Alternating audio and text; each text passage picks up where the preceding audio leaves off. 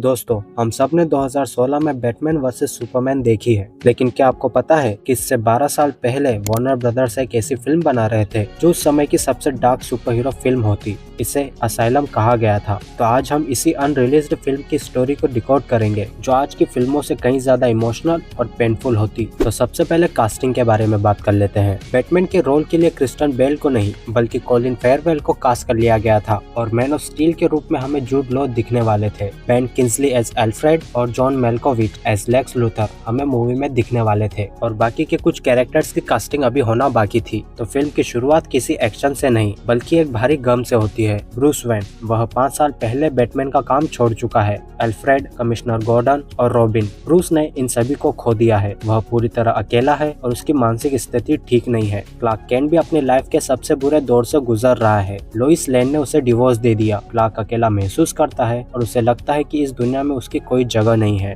ये दोनों दोस्त हैं और क्लार्क ब्रूस की शादी में बेस्ट मैन बनने वाला है। ब्रूस वेन को आखिरकार वो खुशी मिलती है जब वह एलिजाबेथ मिलर नाम की लड़की से शादी करता है, लेकिन यह खुशी सिर्फ कुछ पल की थी। उनके हनीमून पर जोकर एलिजाबेथ की जान ले लेता है। जोकर ब्रूस की जिंदगी की आखिरी उम्मीद को भी मार देता है। यहीं से ब्रूस का वह पुराना मॉन्स्टर बैटमैन फिर से जाग उठता है, लेकिन इस बार वह जस्टिस के लिए नहीं, सिर्फ रिवेंज के लिए बाहर आता है। बैटमैन जोकर को जान से मारना चाहता है, लेकिन सुपरमैन उसे रोकता है। सुपरमैन कहता है, अगर तुमने आज इसे मार दिया तो तुम में और उसमें कोई फर्क नहीं रहेगा। लेकिन ब्रूस क्लार्क को एक कड़वा जवाब देता है। वह कहता है कि तुम कभी इंसानी दर्द नहीं समझ सकते क्योंकि तुम एक एलियन हो। यहीं से दोनों के बीच विचारधारा की जंग शुरू हो जाती है। ब्रूस को लगता है कि क्लार्क का मॉरल कोड सिर्फ एक दिखावा है और क्लार्क को डर लगता है कि उसका सबसे अच्छा दोस्त अंधेरे में जा रहा है। कहानी का सबसे बड़ा ट्विस्ट ये था कि यह सब कुछ लेक्स लूथर की एक बड़ी चाल थी। उसने जोकर को एलिजाबेथ की जान लेने के लिए उकसाया ताकि वह ब्रूस को तोड़ सके और सुपरमैन के खिलाफ खड़ा कर सके।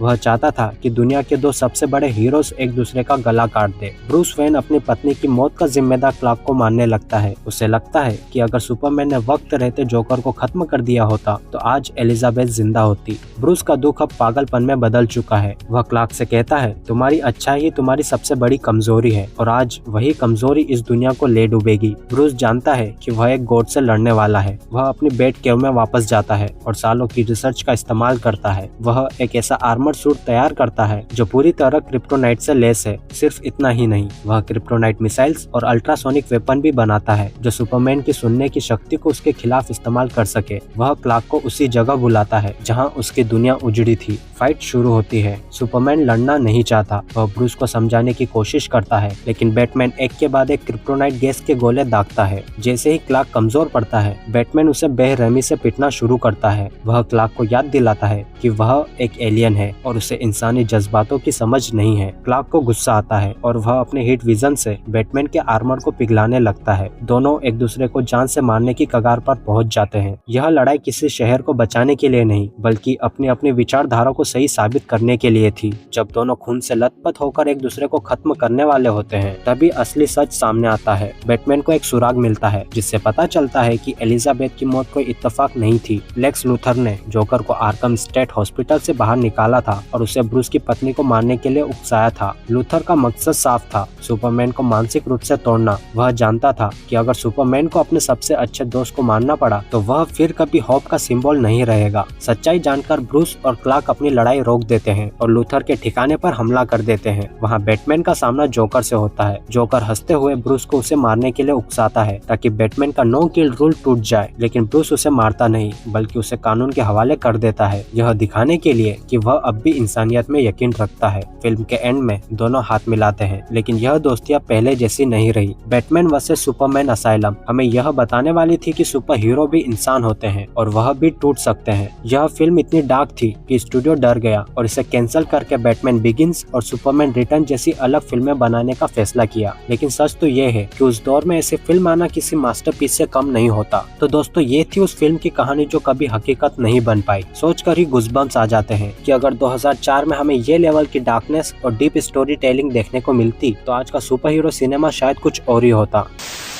खैर, आप क्या सोचते हैं? क्या वार्नर ब्रदर्स को बैटमैन बिगिंस की जगह यह फिल्म बनानी चाहिए थी? अपनी राय मुझे कमेंट्स में जरूर बताइए, क्योंकि मैं आपके थॉट्स पढ़ने के लिए बहुत ज्यादा एक्साइटेड हूँ। अगर आपको ये अनरिलीज्ड स्टोरी सुनकर मजा आया तो इस वीडियो को लाइक जरूर करना। चैनल पर नए हो तो सब्सक्राइब का बटन दबा देना, ताकि हम सिनेमा के ऐसे ही डीप सीक्रेट्स डिकोड करते रहें। तो बने रहें इस चैनल से। मैं मिलता हूँ आपसे नेक्स्ट वीडियो में। बाय।